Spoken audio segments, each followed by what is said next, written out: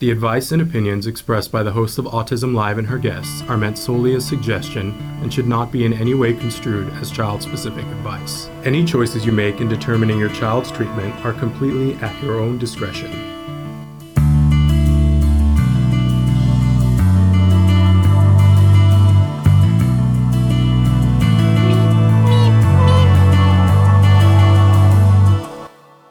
Good morning and welcome to Autism Live. I'm so excited to be here with you guys this morning. We've got a great show planned for you. We've got a wonderful, wonderful expert who's going to be joining us in just a few minutes. Amy Gravino is coming back to join us, and I just adore her. So we'll be talking with her in just a few minutes. As you know, she's an autism sexuality advocate and an expert. She's also a personal coach. She's a self-advocate herself. She's just a beautiful, fun, intelligent, oh my gosh, amazing thought leader in our community. So I can't wait to talk with her again. So she'll be joining us in just a few minutes. For those of you who are just tuning in, I'm Shannon Penrod, and I am a proud pony. That's a parent of a neurodiverse individual. Those are the words that my son has given me to use for my relationship to how I am part of this community, and I embrace that wholeheartedly. But I use those words because those are the words that he gave me. So excited to be here with you this morning. So much to talk about. I do want to say before we get too far into anything that last night was the Los Angeles premiere for a new film that is out called Ezra. And you've probably seen some press for it, and I want to encourage everybody over this weekend to show it some love and go and see the movie. It is an amazing movie for a bunch of different reasons.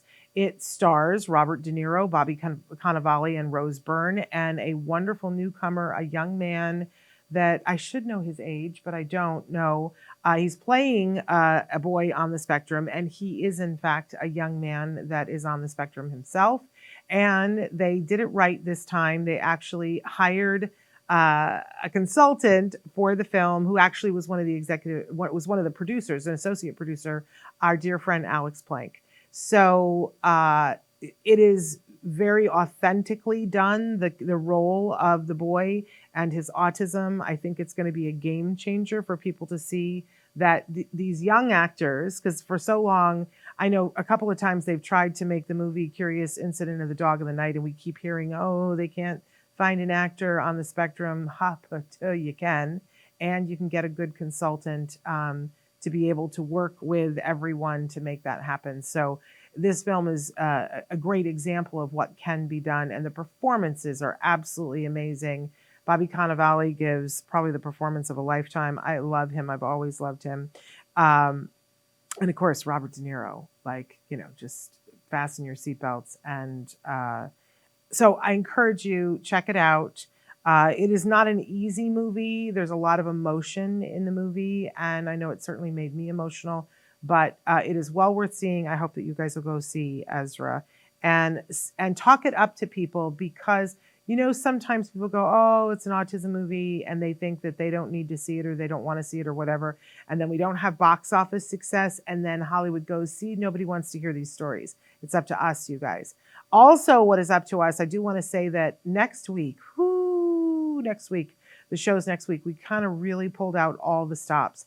On Monday, you are going to have, even though it's a holiday and it's Memorial Day, we pre-taped an amazing show with Lisa Gomez, who is the Assistant Secretary of the Department of Labor, Employee Benefits Security Administration. It's a mouthful. I have to concentrate to be able to get it all out.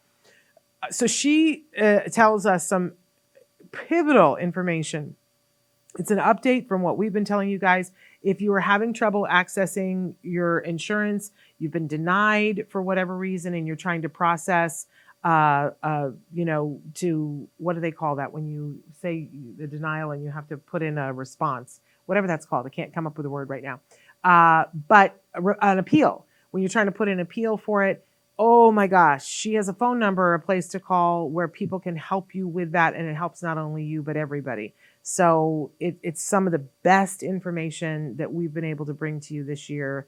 I don't say that lightly. We are always trying to bring you good information. It's like everybody needs to jot down the information that she gives you.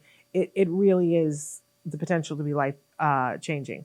And then on Tuesday of next week, we have Dr. Grant Boucher, and we're going to be talking about reading comprehension, which is a very big deal, and how we can strengthen and grow reading comprehension. And then on Wednesday, for the first time ever on the show, we have Shane Newmeyer. And I can't say enough great things about Shane and what a great conversation we've been able to have. And I want to just do a plea to all of the parents out there. One of the things that Shane's going to talk about with us specifically is that right now the FDA is making determinations about whether electroshock should be allowed to be used on individuals on the autism spectrum. And they're taking comments right now for only the next couple of weeks. And the thing that has been asked of us, and I'm saying this to everybody, but especially I want to yell out to the parents, because I think sometimes we get a little confused about, should we chime in or should we not? Like, when is our voice important? And when should we let, the advocates speak for themselves? And Shane has asked us to please show support and speak out and say what I know all of your thoughts are about this, because I can't imagine that there's anybody within the sound of my voice that's like a little on the fence about whether you would like your child to have electroshock therapy. I'm assuming that we're all on the same page, but even if I'm wrong and you think that then you should stick up for your point of view. But for the rest of us, we need to get our voices heard on this. And there is this period of comment time. You can go to FDA and there's a place for you to write in your comments. And I'm begging, I'm pleading, and I'm asking you to do this. So often, there are times when we will butt heads, where I always say I love self-advocates, right? They don't always love me. And in some of the conversations I have with them, the question becomes, how are you supporting us? And if you're a parent who feels like, here are these self-advocates and they don't feel that here's your chance.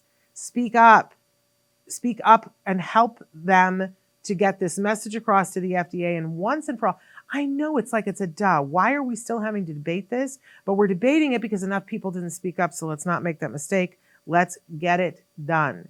Let's speak up. And my opinion is that it should not be happening. I don't know what your opinion is, but make your opinion heard.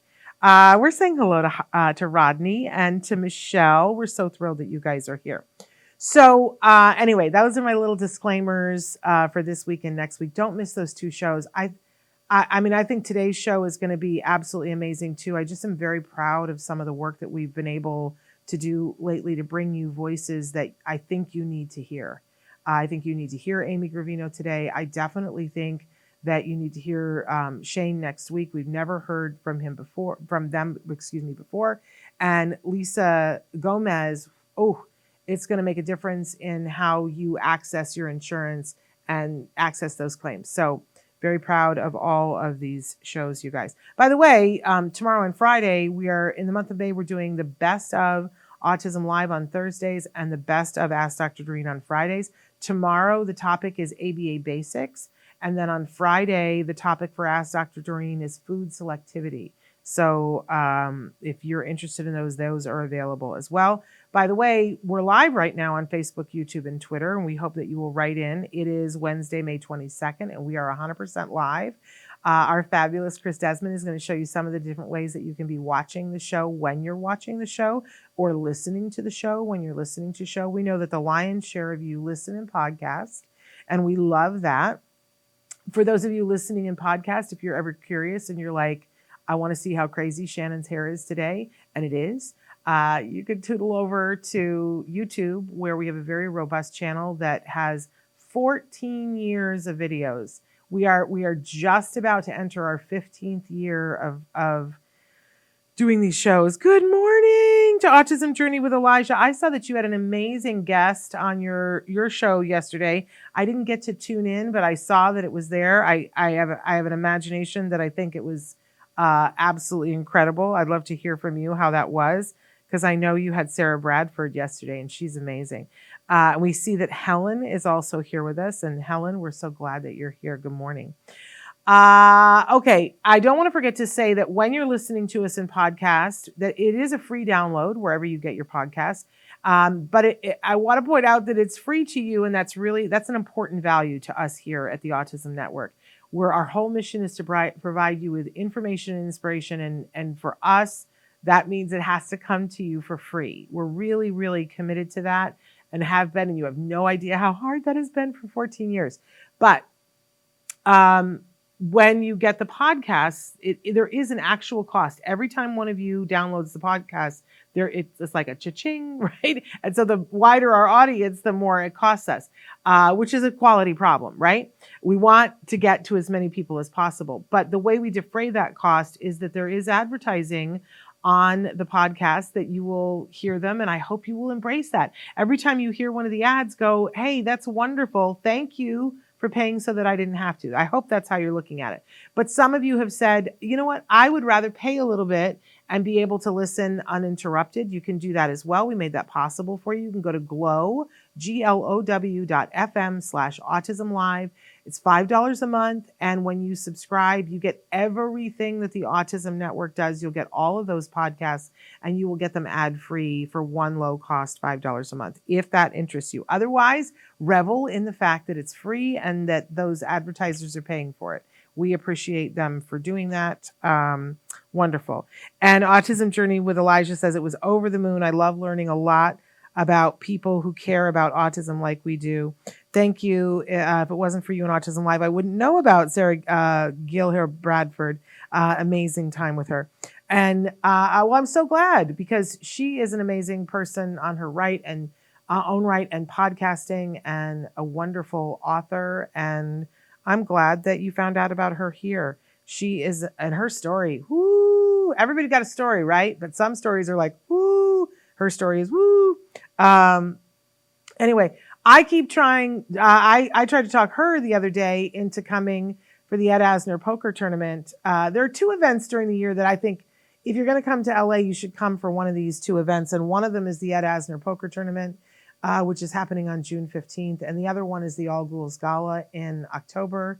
And they're both events where you get to be with celebrities, and you're raising money for autism. And they're kind of quintessential Los Angeles events.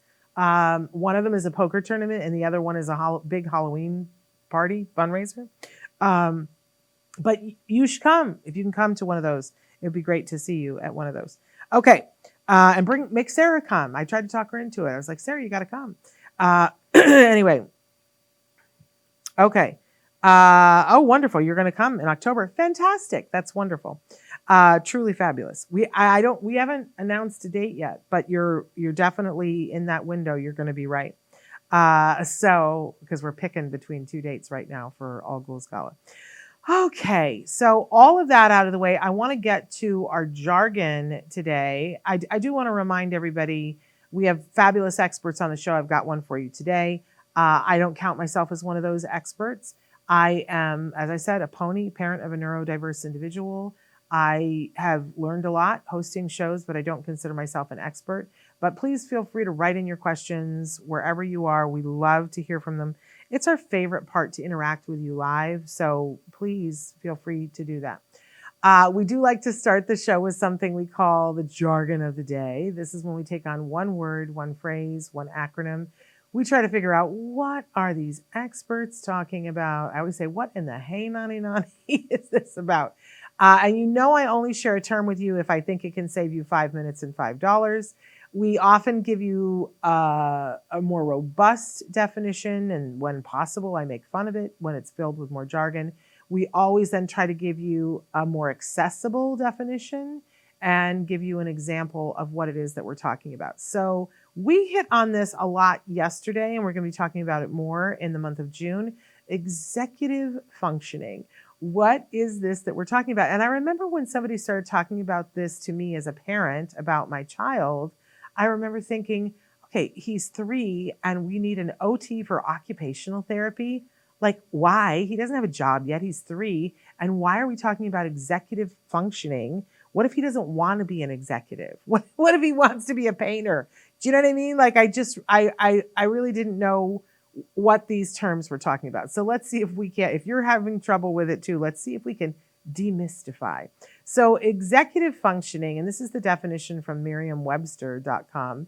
The group of complex mental processes and cognitive abilities such as working memory, impulse inhibition, and reasoning that control the skills such as organizing tasks, remembering details, managing time, and solving problems required for goal-directed behavior.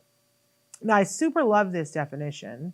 I want to say that, except that it's got a bunch of things in it that if I don't know what executive functioning is, I may not know what working memory is. I don't know what impulse inhibition is. I know what reasoning is. And I know what the second set, organizing tasks, remembering details, managing time, and solving problems. So we kind of get a big picture here. It's not horrible. But if you don't know what working memory are and impulse inhibition, we should have those be jargon next, because that all helps to be able to complete tasks. And that's really what we're talking about here. If you are able to say to someone, what would you like to do? And this is anybody. And I think executive functioning is, because if you think about like an executive who really gets stuff done, like seriously gets a lot done, like I think about Dr. Grampiche, what she gets done in a day dizzies me. You know what I'm saying? And how do they do that? It's because they got to have things working and they're not dropping balls. I am great at dropping balls because my executive functioning is not where I would like for it to be. I'm constantly working on it, but I'm a little bit, we were saying this morning, I'm a little bit of a bubblehead. Okay, let's go on to our working definition and see if we can get a different spin on this. Executive functioning is a set of mental skills. It includes working memory. Well, we just did this. Flexible thinking. Ooh, that's a new one we didn't have before that's important. And self-control. Now we begin to see why this might be important to start working on it with a 3-year-old. We use these skills every day to learn, work, and manage daily life. Trouble with executive function can make it hard to focus, follow directions, and handle emotions, among other things. And that's from understood.com. I want to point out that in neither one of these definitions do we have the word autism. Let's all just take a pause, a beat, and recognize that. Because lots of people, myself, yesterday I had to go get a passport, and it was so singularly overwhelming to me to get to the county clerk's office and have all the papers and have the money order that I needed to have and the check that I needed to have and my birth certificate and all the things. It was a level of executive functioning that pushed me to my limits. You know what I'm saying? It's all those adulting things that you go, ooh, I was an adult today. And I really was yesterday, but it almost made me cry because it was emotional. It was so overwhelming. That's me. And I am not on the autism spectrum, and I'm an adult who has full communication to say, I'm overwhelmed right now, right? So think about your kiddo, or think about yourself. Think about anything that you want to do or that they want to do. I can remember a time that my son, he came to me with a passionate idea. He was like, I want to do this thing. And it was going to be a big, big project. And he was probably 6 and had no awareness of, okay, so I want to do this project, which means I have to do all of these things and I can't forget to do one. And if something goes wrong here, I'm going to have to do something. Otherwise, I'm not going to arrive at my goal. We had the question yesterday that somebody wrote in for Evelyn Kung and said, my child didn't do well in 7th grade. And it's not because they couldn't do the work. It's because they didn't turn the work in. So if you think about, okay, even if the goal is I want to graduate from 7th grade, there's a whole bunch of work that you have to do, and there's many steps to it. It's not just one and done. You show up and you sit in the chair and you just automatically get your card punched and you go on to 8th grade. It doesn't work that way.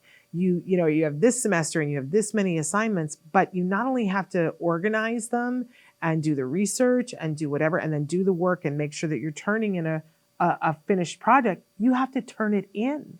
And there are lots and lots and lots of people on the spectrum and not on the spectrum who can do the work, but might have struggle with all of the things to get it turned in.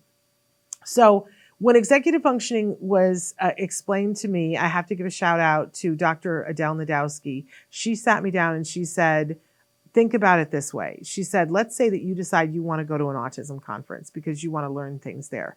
Think about all the things that you have to do to successfully arrive at the autism conference and be prepared to be there and take the conference in?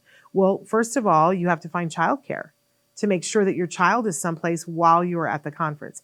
And then you have to decide what you're going to wear and pack those clothes. You might have to make a hotel reservation. You have to make sure that whatever you were supposed to be doing, somebody else is taking care of that. You're planning all the things. You have to buy the tickets. You have to make sure there's money in your account. I mean, there's a lot that goes into this, right? But then you have to make sure that there's gas in your car to get to the airport, or you have a ticket to the flyaway to get, or to just plain drive, right? Or that you have a plan to stop where you're going to stop to get the gas. You have snacks for the trip if that's appropriate, right?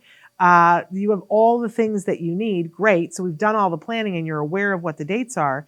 But then there's a whole level of things that come right before, like, did you put the suitcase in the car? When you're walking out the door, the phone rings. And if you go and answer the phone, you're going to be late. So do you have the ability to stand there in your living room and go, the phone is ringing. I don't know who it is, but I'm deciding to get in the car anyway.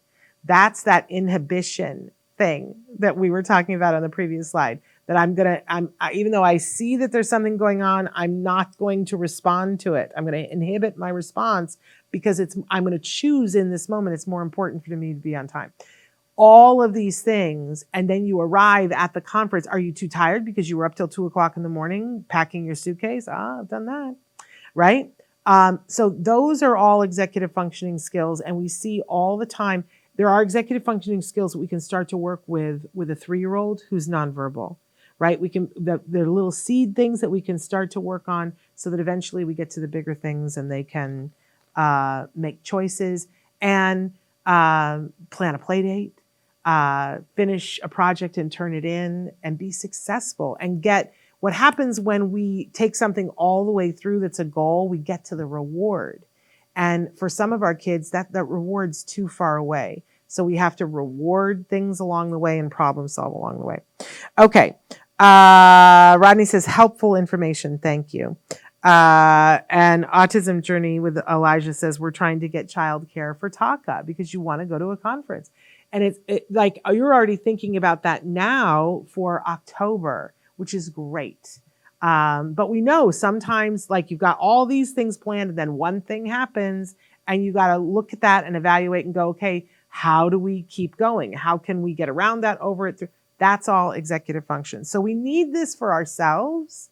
We need this for our loved ones on the spectrum as well. Everybody, and I love that they call it executive functions now that I understand what it is, because a lot of executives, you know what they do? They get coaching because it's too hard to keep the balls up. And so they get a coach who motivates them. We can be that for our kiddos. We can, and our teens and our young adults, we can motivate and help them. And we start by saying, what is it you'd like to do? And let's plan it out. How can we make that happen? I love that because it's about a goal for them, not for us, for them, that's meaningful to them. Okay, so I am so excited to welcome back to the show our wonderful guest.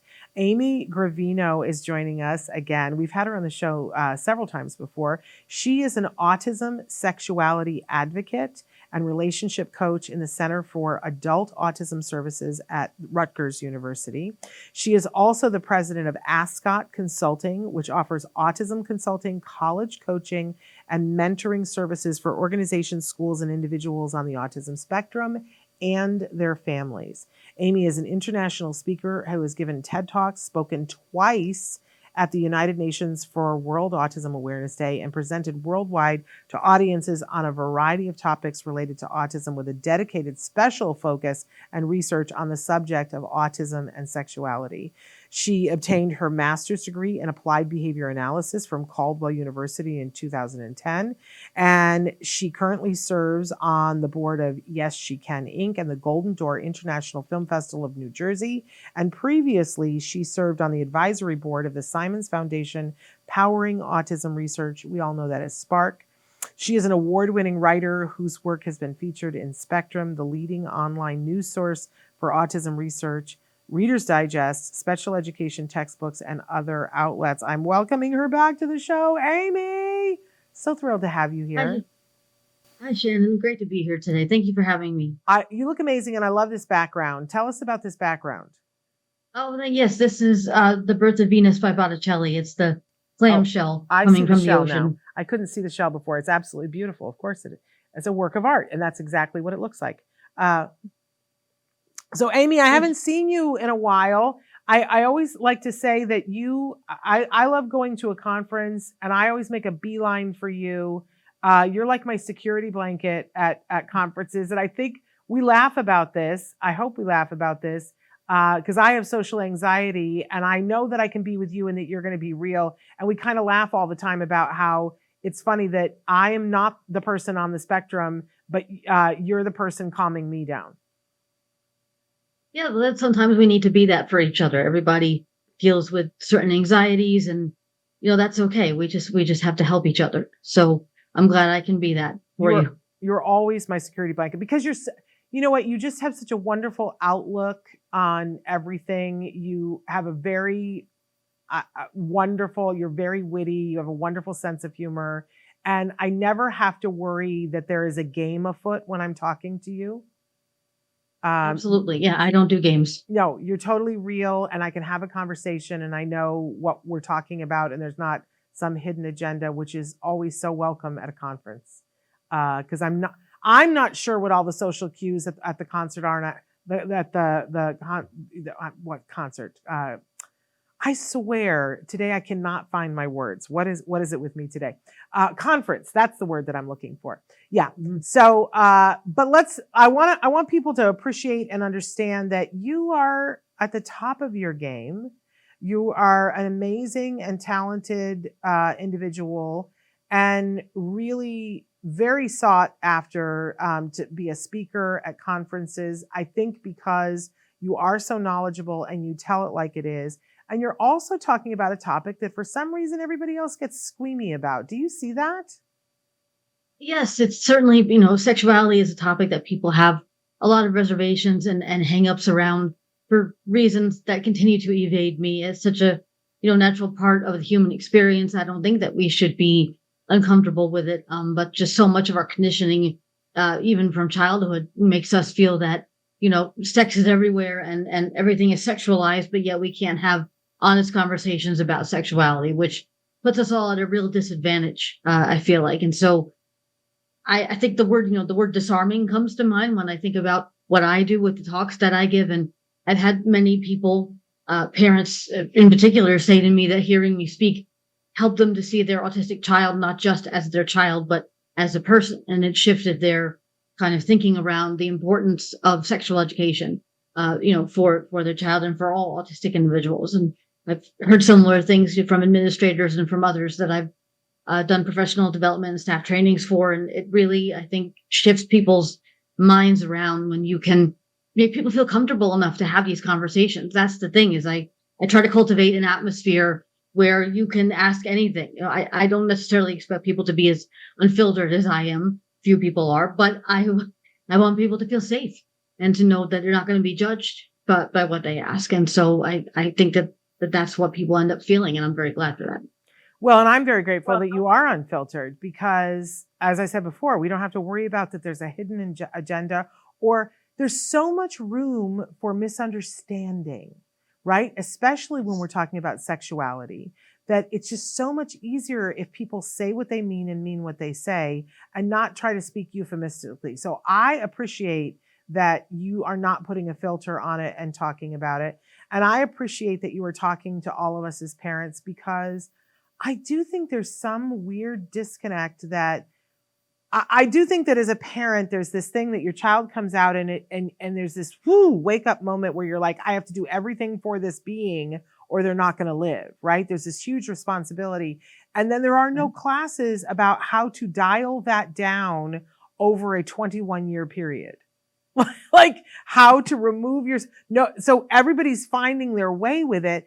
And it is like, on what day were we supposed to realize, okay, wait a second, there's my child, but my child is a human being and moving towards adulthood, which means, of course, their sexuality is a part of who they are. But there's no given day. But you are somebody who can help us through this, yes? I hope so. That's what I try to do. I mean, there was no guideline for my parents either, but I always think of, when I was a senior in high school and I went on it was like a kind of a Habitat for Humanity retreat or some kind of with fellow classmates. And we were up at Lake George in upstate New York. And I grew up on Long Island. And I didn't take a shower the whole weekend because I didn't know how to run the shower water. Because at home, my dad would always run the shower water for me. And I didn't know how to do that. So, I probably should learn how to do that before I was 18. You can't go through life not being able to run your own shower, right? And then you don't bathe and then you stink, and nobody likes you. So but it just was easier for him to do it. And it wasn't something that maybe you gave a second thought to. But in that situation, I wound up getting bullied even more than the usual bullying because I didn't take a shower the whole weekend. So, and the timeline for every person is different as well. Like every autistic individual is different. I think we get into this mindset of thinking that if an autistic person doesn't reach a certain milestone by a certain time, that they're never going to achieve it. And that's not true, right? And we think, either we have to rush and make sure that they do this by this age, or we don't even bother and we just think, what's the point? And I'll just keep doing this because it's easier if I do it for my child. But that's not, ultimately, who does it really make it easier for? Maybe it makes it easier for the parent, because then they also don't have to see their child try to struggle to perhaps learn to do some of these things. But the struggle is necessary in some ways, not if we have to speak in a contextual manner, but that's how we thrive, right? Is by meeting adversity head on and finding our way through it, not by avoiding it, because you can't avoid adversity forever. Yeah, we need to crochet that onto a pillow, because I think as parents, we are constantly trying to figure out, how can I make things easier for my kiddo? And I hope everybody just heard what you just said. Who are we actually making it easier for when we do that? As well-meaning and intentioned as we might be. And I can 100% see why your dad was doing that, Amy. But now when he hears you tell that story, does he go, oh, what was I thinking? I don't know. I don't know if he gives it a ton of thought. I mean, we've dealt with so much else, prior to that and since then. I think now he looks back and he can obviously see that might not have been the best, choice, but it was. My parents are overprotective, as the parents of many autistic people are overprotective, and just recently I had a flat tire and I had to call AAA to have a tow come to change my tire, to put the spare on. And the tow, the operator, it comes and my dad has me call so he can talk to the tow truck operator. And he's on FaceTime with the tow truck operator, and I hear him say to the tow truck operator, "That's my girl," meaning me. And so I think, you can continue to carry that mindset. That's my girl, that's my kid. That's okay. That's not the bad part. But the difference is that I was the one who called AAA. I was the one who took care of this flat that I had. And for once in my driving history of the last 17 years, I didn't panic. I didn't get overwhelmed. I did what I needed to do. And so it was that my dad, I think he knows that he taught me well, and he knew to step back when and I came to learn things in my own time and in my own way. Well, and part of me goes, because I am that overprotective parent, part of me wants to know, like, is that why? Because we look at you, Amy, and you're amazing, and you are living independently, and you are working at the top level of your career. Like, who wouldn't want you for their daughter? Like, you're just amazing, right? And who wouldn't want that kind of an outcome for their kiddos, right? But part of me goes, is part of the reason why you're so successful because they were so overprotective, or is it in spite of it, or a little bit of both? A little bit of both, I think. There's definitely things that I would say fall in the in spite of category, and things that fall in the because category. And again, that goes to something I talk about when I give my sexuality presentations, which is that, when I was 14, 15 years old, I was going in chat rooms for fans of the Backstreet Boys, and a man came in one day pretending to be a member of the Backstreet Boys, and I believed that he was who he said he was, because I was naive and desperate for acceptance and so on and so forth. And I didn't know it at the time, but my parents hired a private investigator to look into this person and, found out who he really was. And I mean, at the time I was very frustrated with them and thought that they were, not wanting me to be happy. And now I'm so grateful that they did that. I am enormously grateful that you could say, oh, that's overreacting. It really wasn't overreacting because this guy did prey on me. I mean, fortunately, it didn't escalate beyond, like a letter that was sent to my house and like a fake diamond ring. And, of course, me sending him a picture of my breast. But hey, beyond that, right, I got pretty lucky considering.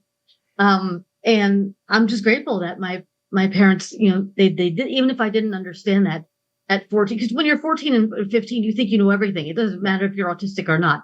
Yes. You think you know better than your parents. You think that you understand, things that they don't. And maybe there are some things you understand that they don't, but I'm so glad that they were looking out for me and that they cared so much. And I'll never forget that. And now here you are an expert in sexuality, especially as it relates to autism. Do you think that some of these experiences led you to that, or did you just see, my gosh, nobody is in this space. I want somebody to be talking about this. What led you to this? I think it was really a culmination of my experiences that led me to it. It wasn't something I necessarily thought of as a career aspiration in any way. I've always very naturally felt open and free talking about sex. It's never been something that's bothered me or that I felt ashamed of, at least until other people told me that I should feel a sense of shame. But yes, there's just always been this thread. I started writing erotic fiction when I was 14 years old or so to kind of access my own sexuality, to navigate that, because I didn't have real life experiences that I got to have. I wasn't going on dates, and boys were too busy calling me ugly to, pay any attention to me. So writing became my outlet. And, then, it continued as time went on. Writing had been my outlet, just regular writing, poetry and short and things like that when I was younger. And then it became the erotic fiction. And then that just, again, I continued writing, like fan fiction as time went on of that nature. And I started a website in 2010 with a friend of mine that published, erotic fiction about the monkeys, the band, not the primate. And that was something that really flourished. And then when I began graduate school, just shortly before that in 2007 for my master's degree in ABA, I knew I wanted to pursue something that involved working with adults, because in that realm, I knew there was a lack of supports and services for autistic adults. I was keenly aware that people weren't really working with adults on the spectrum. And then the sexuality thing kind of clicked a little bit later on, because I had started my business, Ascot Consulting, also in 2010. And I did my first presentation on sexuality in 2013 with Dr. Peter Gerhardt, who's a very dear friend of mine and colleague. And so from there, I began to develop my presentation. And a lot of people were doing college coaching, which was what I set out to do initially with my business, but not a lot of people were doing the sex stuff. So that, started to become, when I began doing presentations, the room would be half full, and now it's, standing room only. It's bursting at the seams. So the need, of course, from my perspective, the need's always been there. It's just only now that people are recognizing the need, more so than in the past. And, So yes, that was, my master's thesis, again, as I say, I developed an intervention using a combination of didactic instruction, role playing and video modeling to teach to adults on the spectrum how to ask someone out on a date. So that was, 2010, 2011. And then it's just been going from there. And, it's just become, this thing. I think it was last year, I did a presentation in Utah, at Utah Valley, and the pre-conference was all dedicated to sexuality and autism. And all of us who were the speakers for that, we all looked at each other, because there's not a lot of people who do this, and we're like, this is amazing, and like we have actual overlaps in our talks, like this never happens. And it's still, not a huge field by any stretch, but it, there's definitely a need. I think I'm more keenly aware of that need now than when I began doing my presentations in 2013. And so it's the combination of both. I say it's the combination of That's something that's just, there's been a thread through my whole life, I think, just leading to this moment. And also just, it's that and the intersection of the need, which is now overwhelming. Well, we certainly appreciate it. And you have a curriculum that you alluded to it, that you have put together. Tell us about the curriculum and, if we can access it and what it focuses on. Sure. So it's called the Ask Curriculum, the Adult Autism and Sexuality Kit.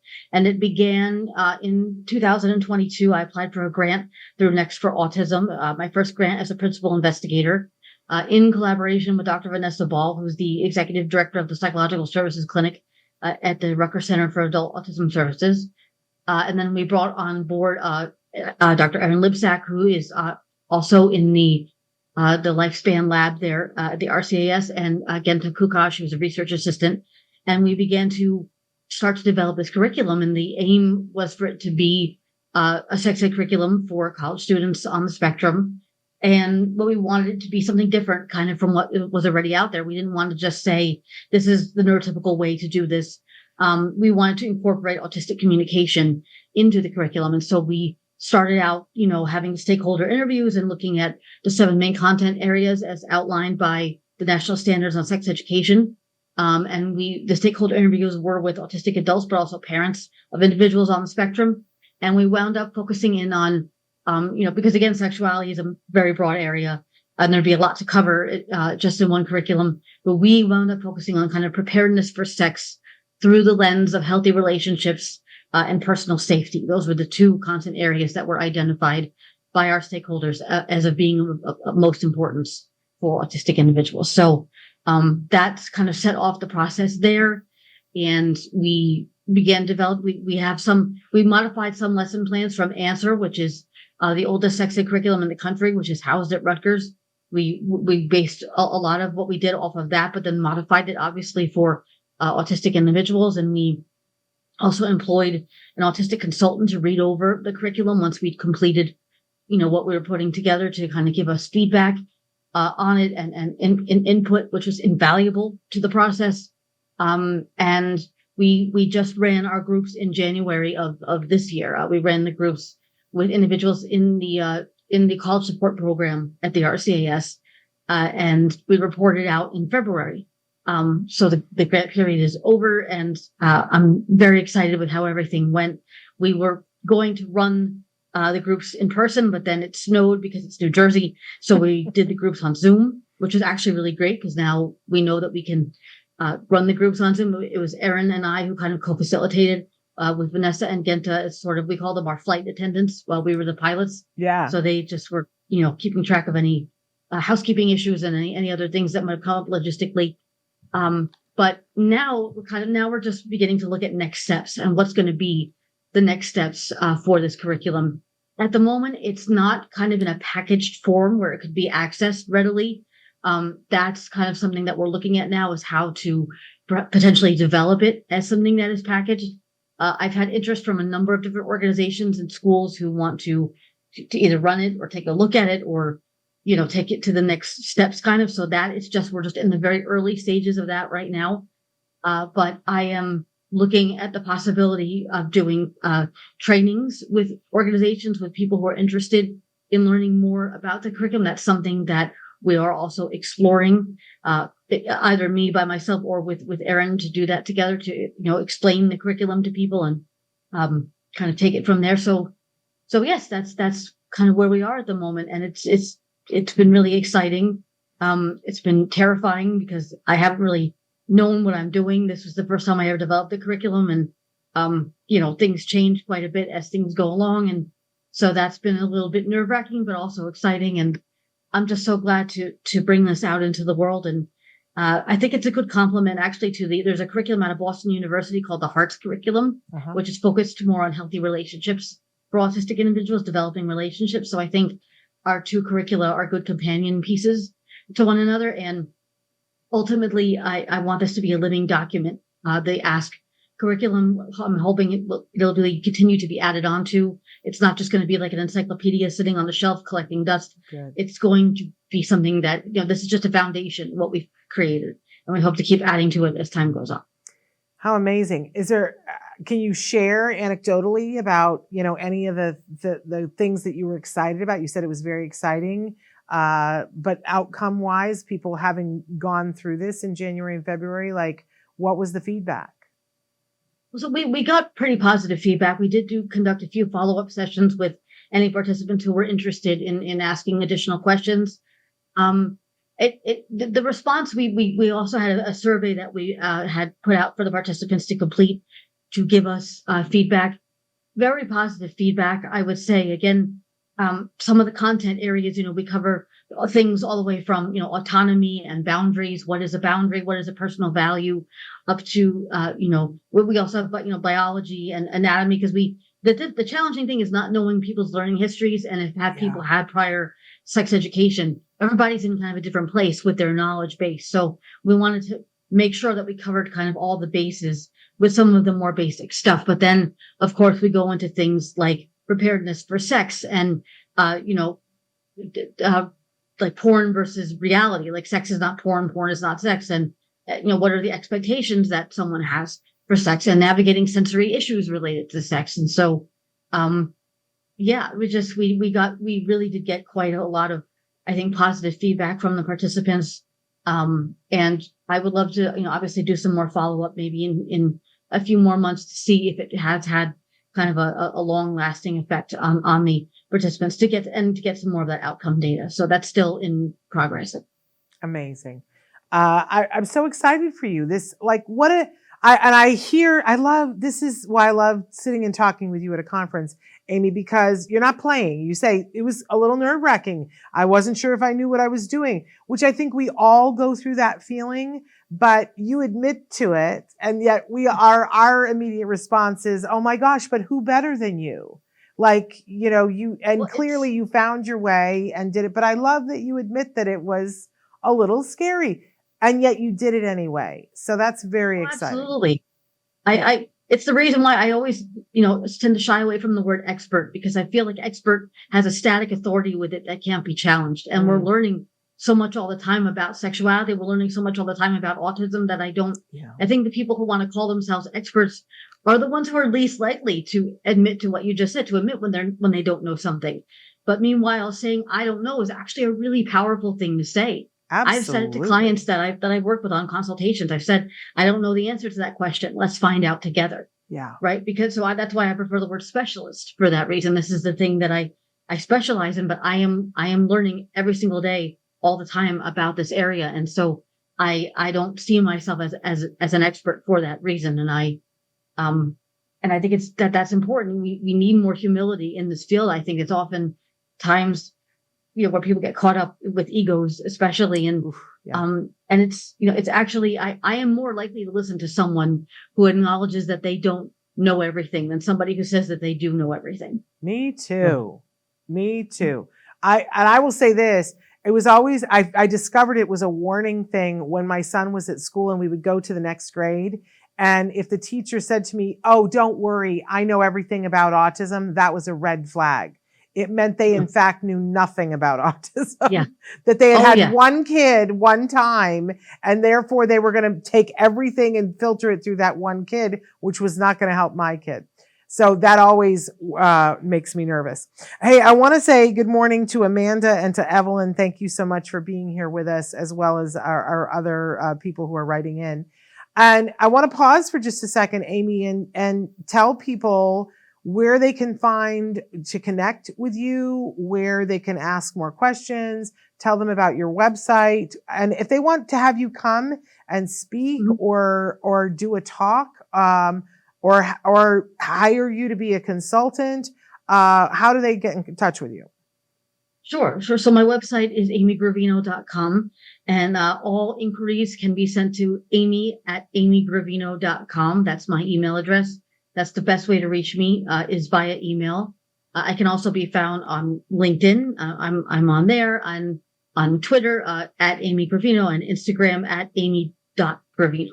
But for all inquiries and speaking requests, anything, consultation requests, email is the best way to reach me. And Amy's been on our show many times. In fact, you were reminding me the first time you were on the show, I think you were just graduating from college. That's how Oh, long ago that was. Uh, well, do you mean undergrad college? or I don't know. I don't know whether it was grad or, but I just remember you were just starting your consultant business. Okay, then that would have been from grad school. I just Grad school. graduated from grad school, so that would be, yeah, that's, my goodness, that's Many years ago. 14 years ago. Yeah, Yeah. well, we're about to start our 15th year here. We've been here doing this for 14 years, so that makes sense. Wow. So you guys can go back to the archives and see older shows, but I particularly want to draw your attention to the fact that Amy did a couple of stories from the spectrum for us, including one during our podcast-a-thon a year ago, where it was you and Dr. Gerhardt, and it was an Yes. incredible conversation, and that's available for you guys on our YouTube, or you can just download the podcast for it and listen to it. And that was a pretty incredible conversation. I remember it was very early in the morning for us here in Los Angeles when you guys did it. It was a more reasonable time for you guys, East Coast. But it was a pretty incredible hour. And I encourage people to go and listen or watch. It's there for you guys. It's a free download. You can find it during the podcast-a-thon. If you just put in Amy Gravino and Peter Gerhardt, it'll come up. You'll be able to find it. One of the things that we were talking about a little bit with you last year is that you kind of had this epic thing happen where you did the genetic testing. And I would love it if you would give us a little bit of an update on that, because my recollection was that your expectation was that it wasn't going to be a big aha. Is that correct?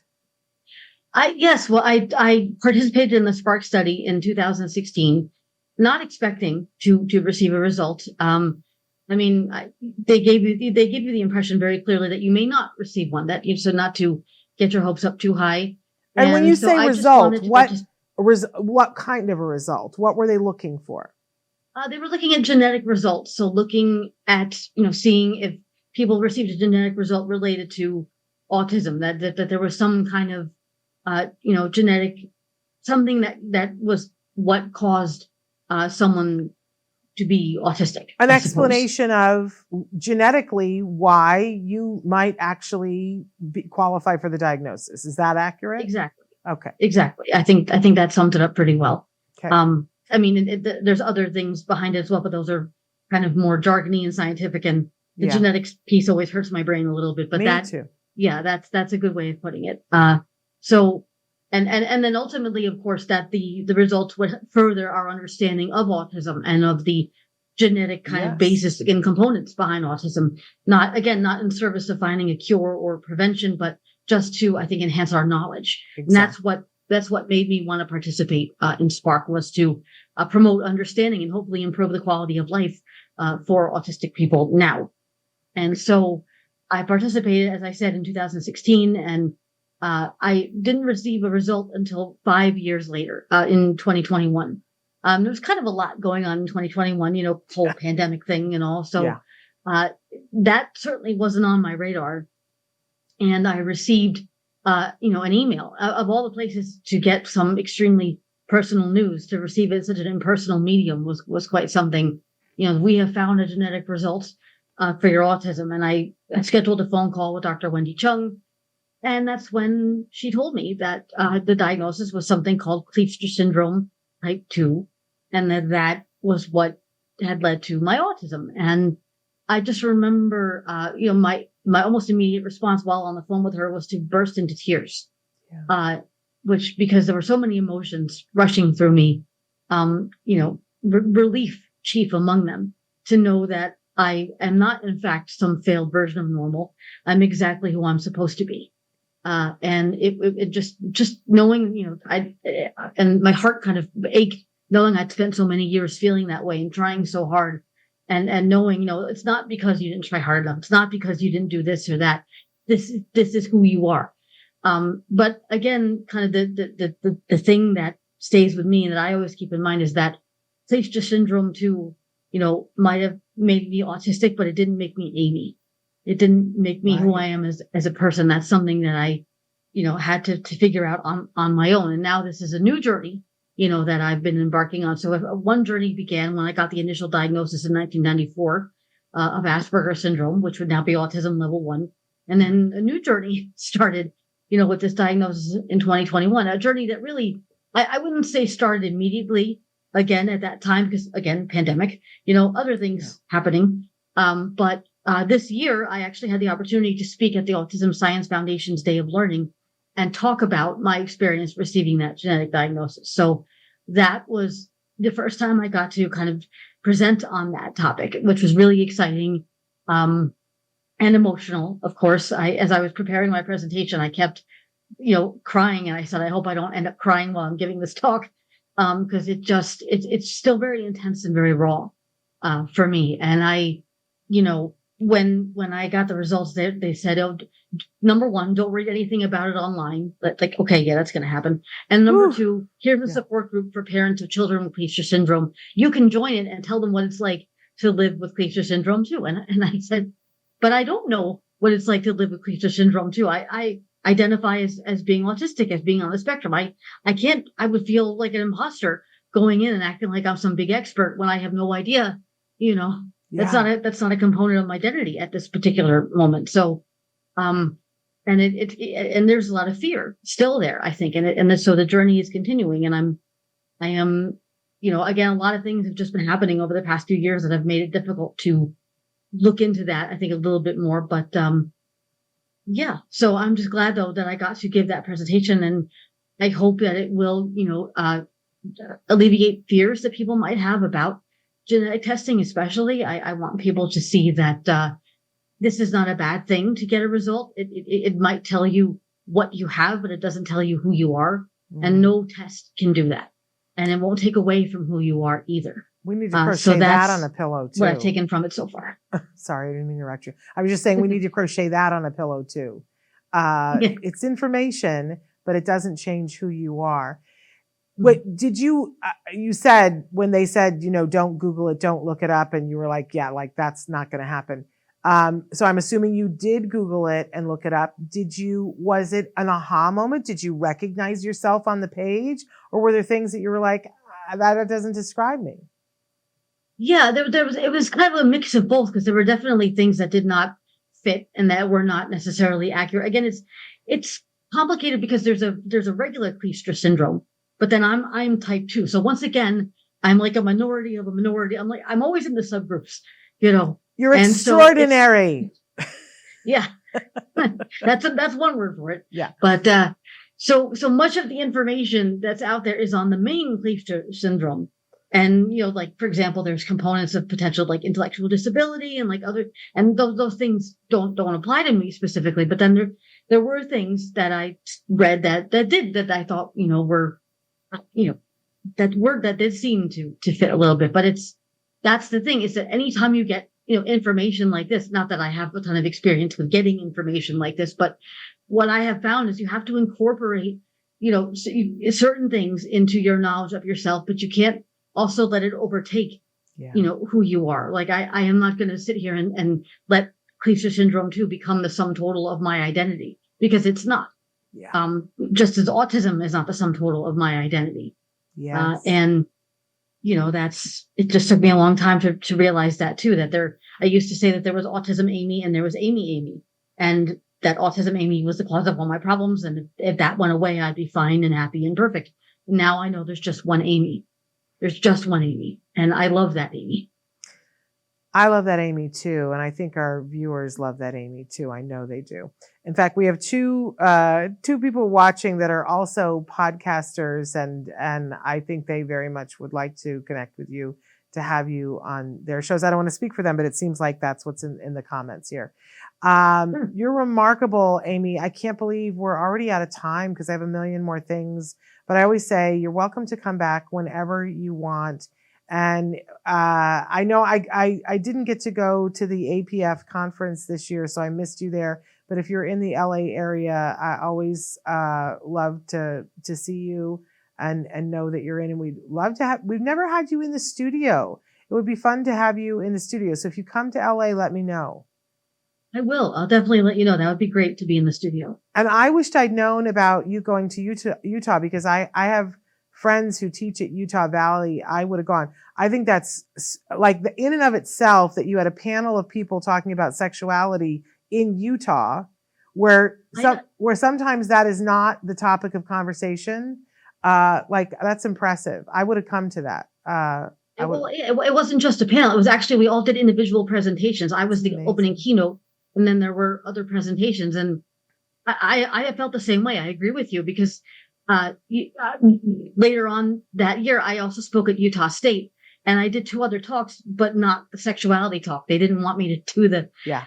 because it was a state run, because I guess Utah Valley is not through the state. So it's like a Yes. different, there's Yeah. different requirements or regulations or what have you.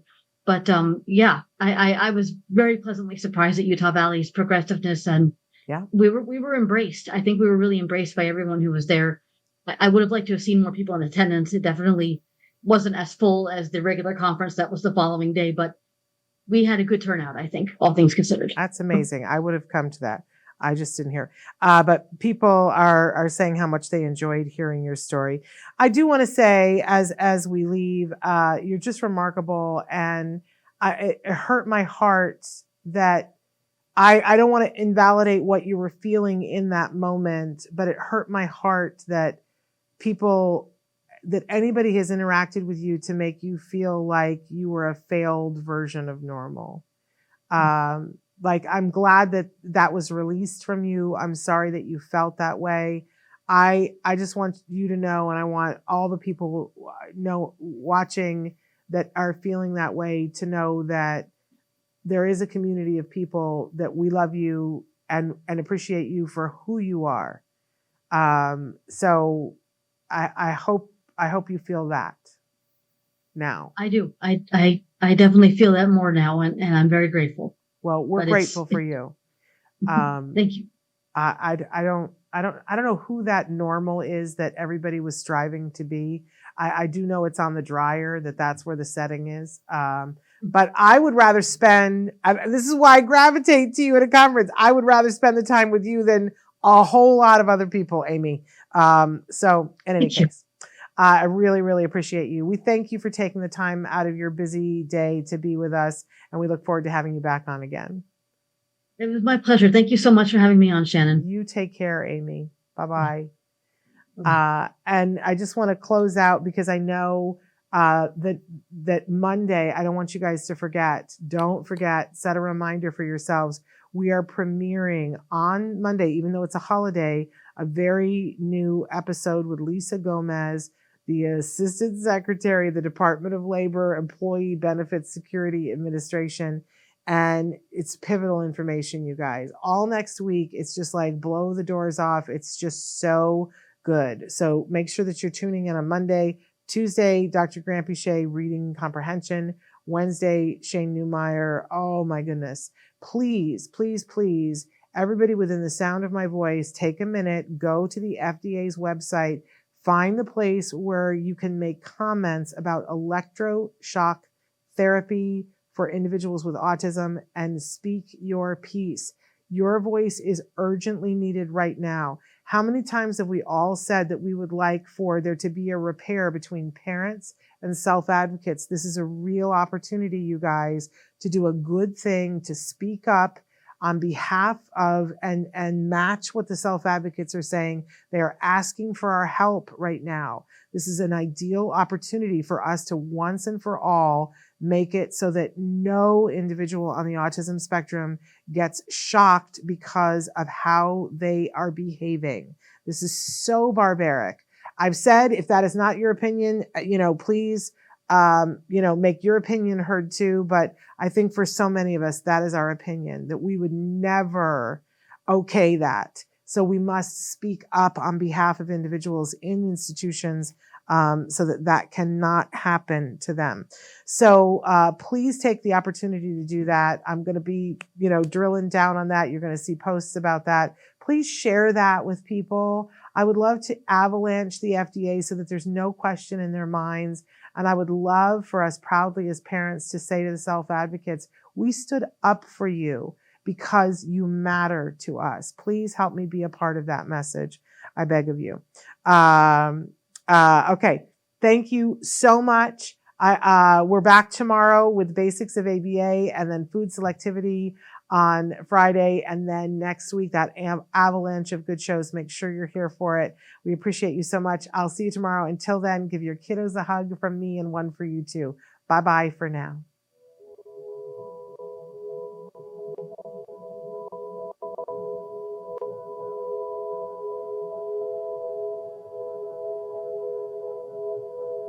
If you found anything helpful in this video, please give us a like. In fact, make sure that you smash that subscribe button on YouTube and give us a like on Facebook.